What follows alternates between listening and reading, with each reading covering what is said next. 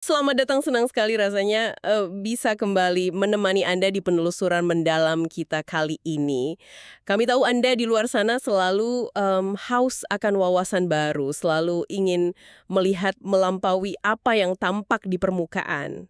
Ya, memahami bagaimana dunia industri itu sebenarnya bekerja di balik layar. Betul banget. Nah, hari ini kita akan masuk ke sebuah area yang mungkin jarang Anda pikirkan. Coba deh, saat Anda sedang bersandar santai di kursi kayu Anda, atau saat sedang menata buku di rak lemari, Kayu lapis, ya. kayu lapis atau yang sering kita sebut plywood. Di balik lembaran-lembaran kayu yang tampaknya fungsional dan sederhana ini, sebenarnya bersembunyi sebuah masalah lingkungan berskala raksasa. Tapi sekaligus ada solusi sains yang sangat brilian di baliknya. Tepat. Dan ini bukan sekedar diskusi tentang bagaimana dua keping kayu bisa menempel satu sama lain ya. Sama sekali bukan. Ini tuh cerita tentang garis depan revolusi material berkelanjutan. Kita akan membedah bagaimana prinsip-prinsip kimia hijau atau green chemistry itu tidak lagi cuma sekedar teori di buku teks, Hmm, tapi benar-benar diterapkan secara nyata untuk memecahkan dilema industri. oke, jadi misi penelusuran mendalam kita kali ini adalah membongkar sebuah riset dari artikel ilmiah peer-reviewed. Ini diterbitkan di jurnal Bioresources tahun 2021. Jurnal yang sangat kredibel di bidangnya. Betul, dan riset ini adalah hasil kolaborasi antara tim peneliti dari South China University of Technology dan Shandong Huatai Paper Co. Inti temuan mereka ini sangat ambisius. Sangat ambisius.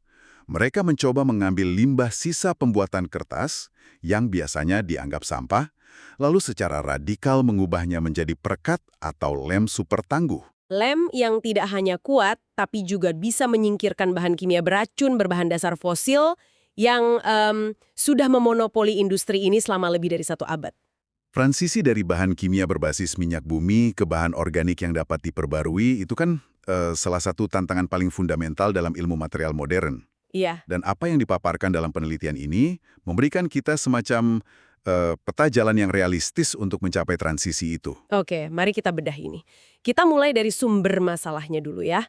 Karena untuk memahami seberapa elegan solusinya, kita harus tahu dulu apa bahan utama yang kita bicarakan. Betul. Kalau kita pikir-pikir, pernahkah Anda membayangkan bagaimana sebuah pohon pinus yang bisa menjulang tinggi puluhan meter itu tetap berdiri kokoh menahan badai?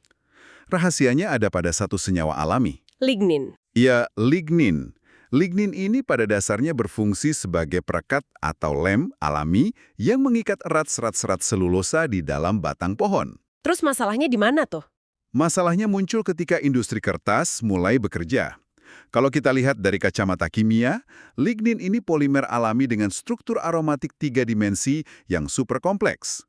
Tiap tahun, pabrik kertas di seluruh dunia mengolah kayu, terutama jenis konifer, menjadi bubur kertas atau pulp. Nah, target mereka kan cuma mau ambil selulosanya aja buat dibikin kertas kan? Tepat sekali. Proses ekstraksi ini akhirnya meninggalkan produk sampingan. Jutaan ton limbah cair pekat yang sangat kaya akan senyawa yang disebut Kraft lignin. Jutaan ton setiap tahun, itu angka yang masif banget. Terus, apa yang biasanya dilakuin industri terhadap lautan lem alami ini? Kenyataannya cukup ironis. Sebagian besar ujung-ujungnya cuma dibakar. Cuma dibakar. Iya, karena struktur makromolekul lignin itu kan sangat padat, rapat, dan tingkat reaktivitas kimianya itu rendah banget. Industri merasa terlalu repot dan mahal untuk mengolahnya. Jadi jalan pintasnya? Dibakar di dalam recovery boiler. Dipakai sebagai bahan bakar murah untuk energi pabrik, atau dalam skenario terburuk, ya dibuang gitu aja. Padahal material ini punya potensi struktural yang tinggi. Wah, pemborosan sumber daya alam yang luar biasa ya. Oke, di satu sisi kita punya gunung limbah lignin raksasa. Sekarang mari kita lihat sisi koin yang satunya. Masalah pada lem pembuat kayu lattice yang kita pakai secara global saat ini. Lem konvensional. Iya, lem konvensional yang menyatukan furnitur di rumah Anda. Itu mayoritas menggunakan resin yang disebut penol formaldehid atau resin PF. Teknologi perekat ini sebenarnya udah tua banget kan? Tua sekali. Resin fenolik ini salah satu teknologi polimer sintetis tertua. Paten awalnya bahkan sudah ada sejak tahun 1872. Wow, abad ke-19? Bayangkan, industri manufaktur udah bergantung padanya selama lebih dari 1 abad. Alasannya sederhana sih. Lem ini bekerja dengan sangat baik. Ikatan yang dihasilkan luar biasa kuat, tahan kelembapan, tahan air. Tapi ada tapinya kan? Pasti. Lem ini membawa dua cacat fatal yang makin lama makin nggak sejalan dengan standar lingkungan modern kita. Apa saja itu? Pertama, komponen fenolnya itu diekstrak langsung dari bahan bakar fosil. Tidak bisa diperbarui. Kedua, dan ini yang lebih mendesak, baik fenol maupun formaldehida, itu adalah senyawa yang sangat beracun dan mudah menguap ke udara. Nah, itu poin krusial untuk Anda sadari. Kita hidup di era modern, punya smartphone, AI, tapi kita masih merekatkan kayu untuk meja makan, dan tempat tidur kita pakai bahan beracun turunan minyak bumi dari era revolusi industri awal. Ironis memang. Dan disinilah para peneliti melihat peluang yang brilian. Di aha momennya. Betul. Yang menarik di sini adalah, ketika mereka membedah struktur molekul lignin yang dianggap sampah tadi, mereka menemukan adanya gugus hidroksil fenolik yang aktif. Berarti mirip dengan fenol. Sangat mirip. Secara alami, kerangka struktur molekul lignin sudah menyerupai fenol. Jadi, secara teoritis, lignin ini kandidat paling sempurna untuk langsung menggantikan fenol fosil di dalam tangki pembuatan resin. Wow.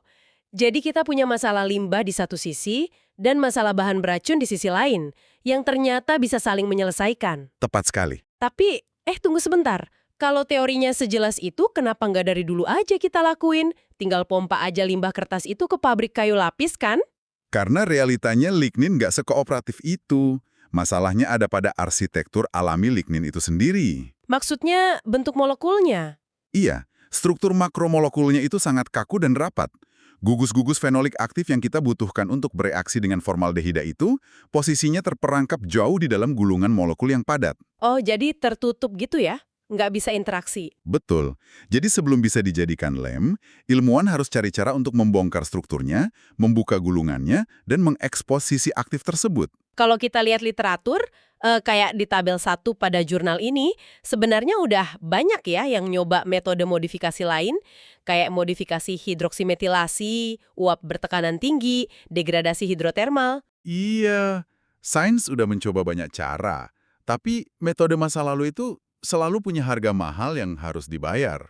Contohnya, Degradasi hidrotermal itu butuh suhu yang ekstrim. Artinya, biaya energi masif. Metode lain malah butuh bahan kimia beracun baru.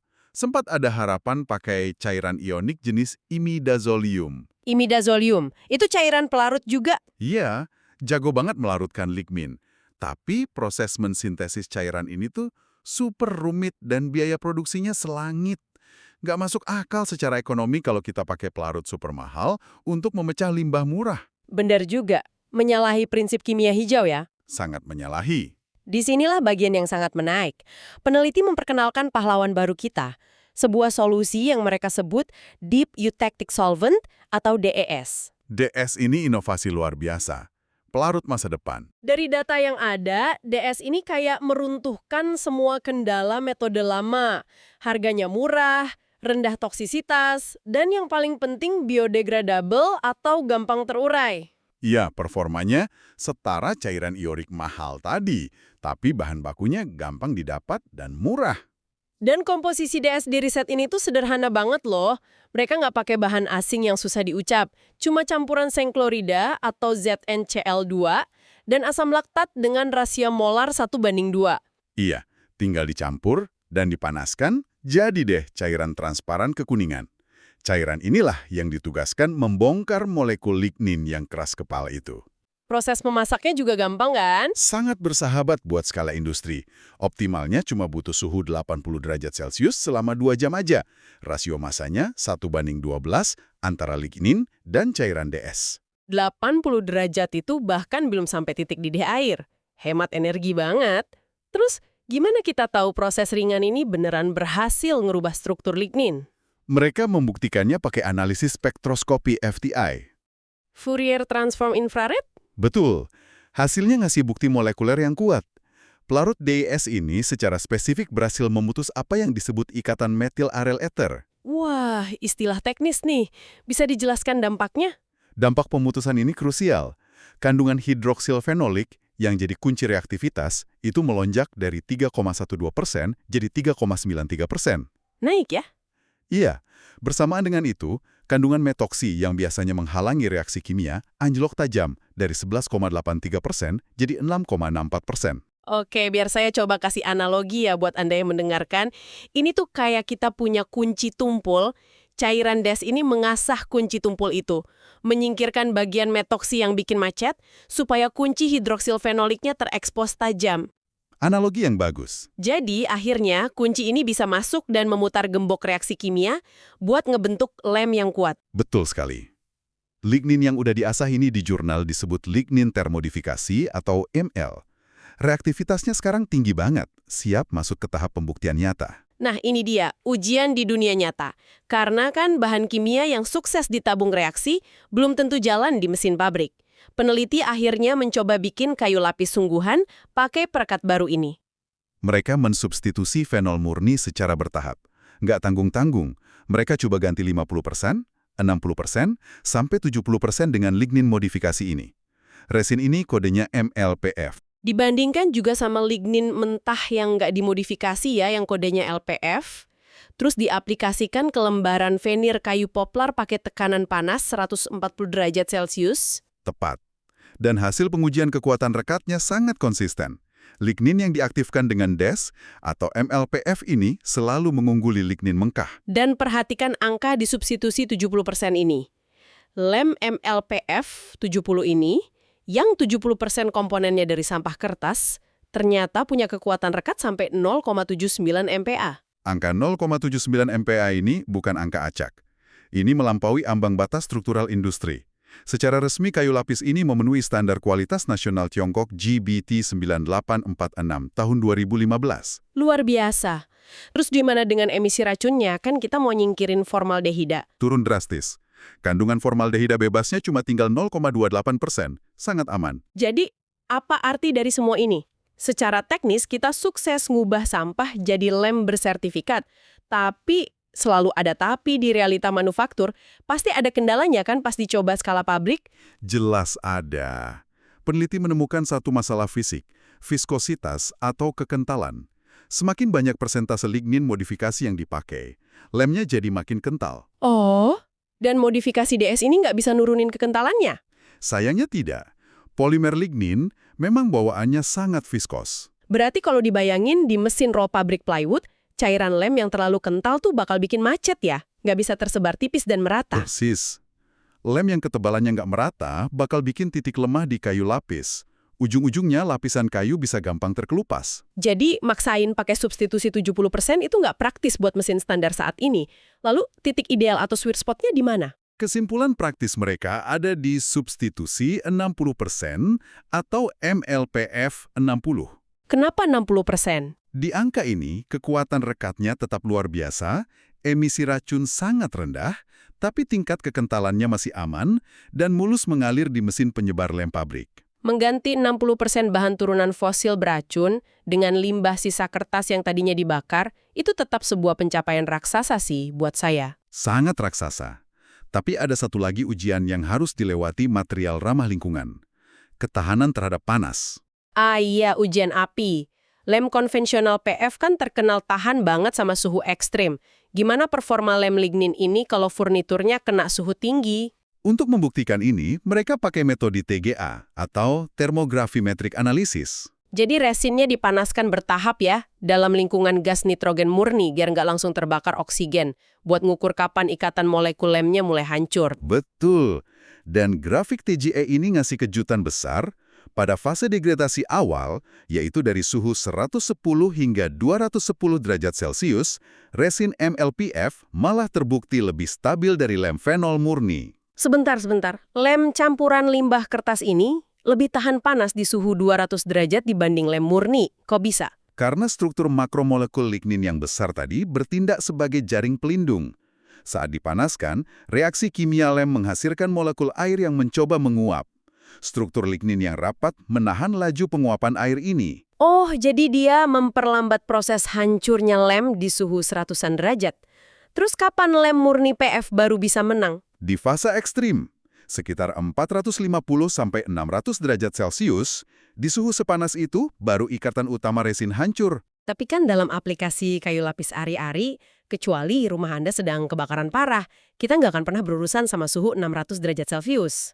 Sama sekali tidak. Jadi di rentang suhu operasional normal, lem hijau ini sangat tangguh. Nah, jika kita hubungkan ini semua dengan gambaran besarnya, kenapa Anda yang mendengarkan ini harus peduli? Karena dampaknya langsung ke kesehatan dan lingkungan Anda.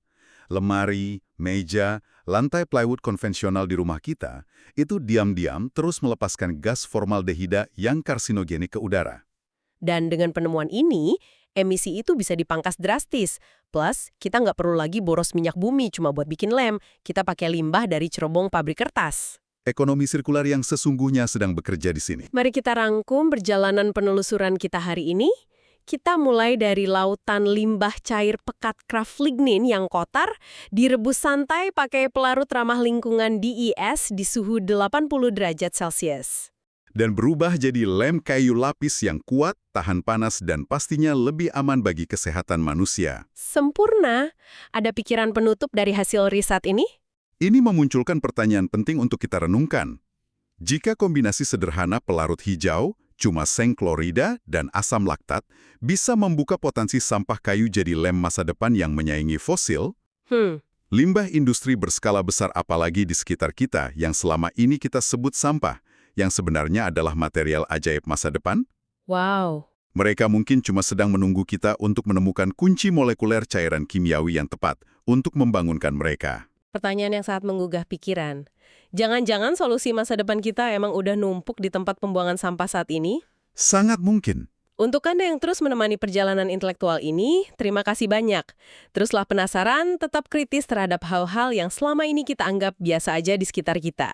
Sampai jumpa di penelusuran mendalam kita selanjutnya.